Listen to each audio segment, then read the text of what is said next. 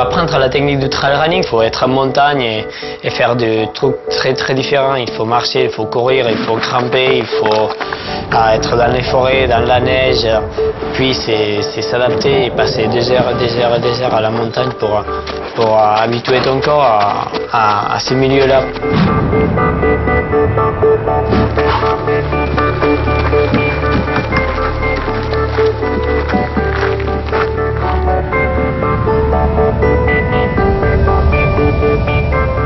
C'est des entraînements qui durent 3 semaines. Il faut quand même faire d'abord un bon bloc de volume pour préparer. Là, c'est en fonction de la course.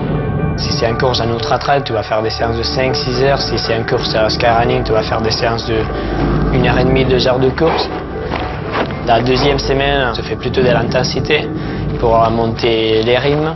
Et la semaine avant la compétition, c'est plutôt du repos. Donc l'entraînement, c'est tous les charges, mais il ne faut pas oublier la récupération. C'est de dormir beaucoup, c'est de travailler avec les kinés pour les muscles, c'est de bien manger, c'est tout ce qui est autour de l'entraînement et qui fait que le jour de la compétition, tu arrives en forme.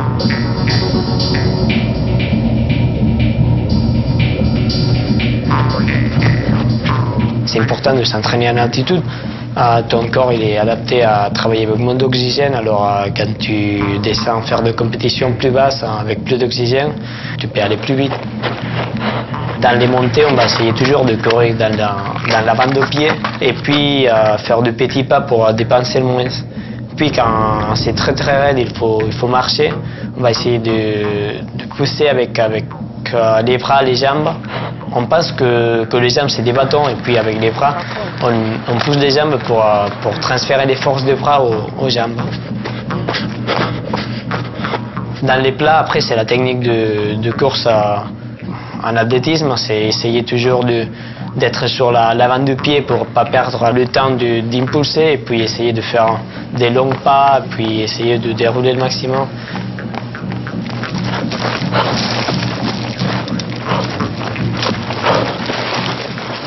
Et puis dans la descente, il faut imiter les chamois. Je crois que c'est l'animal qui est plus adapté à la montagne quand tu les vois descendre.